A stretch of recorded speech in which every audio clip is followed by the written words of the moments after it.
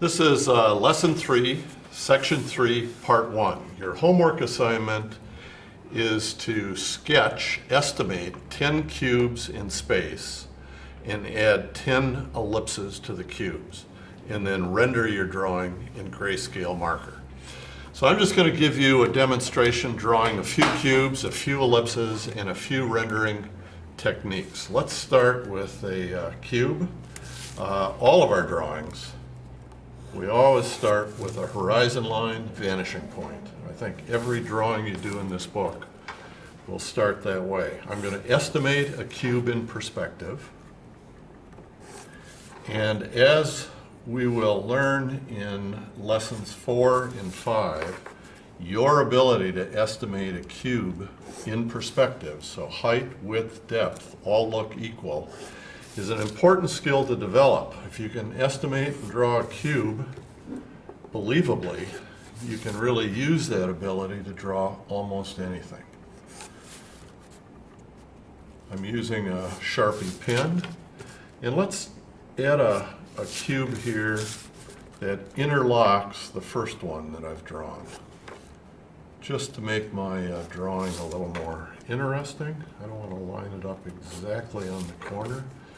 This cube will be slightly above the horizon line. And then going back to the right vanishing point.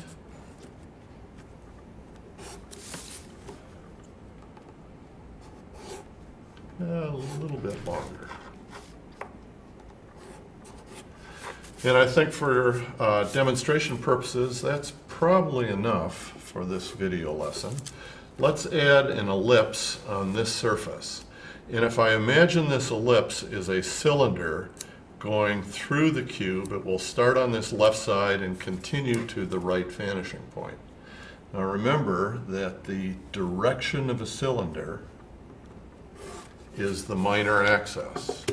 The major axis can go, or will always go, at a true right angle.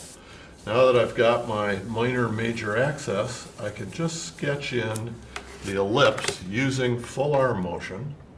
I'll take the top of that ellipse and extend it. I'm going to make a cylinder projecting out from this side of the cube.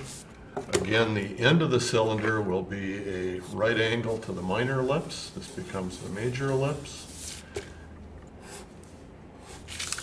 And on this side, let's use the other methodology for creating an ellipse. And this is to first estimate a square. So I've got a square where the height and depth look equal. Then by dividing this square in half, by going corner to corner with two diagonals, I identify the center point and then a vertical and a horizontal going to the right vanishing point. I can now identify the 8 major points of my ellipse. There's the 4 on the diagonal and the vertical. And about 1/3 of the way from the corner to the center will be marked in these 8 points that I've just drawn, represent guidelines for my ellipse. And I now can just add those into my drawing, and I will tighten up my curves as I progress through this drawing. All right, so I've got 2 ellipses here, 1 here. I've got 2 cubes, and my layout is essentially complete. I'm just going to tighten up a few lines, and in the next video I want to give you a few tips on rendering in grayscale marker. So I'm just going to complete this drawing, and then we'll go on to part 2 of this video.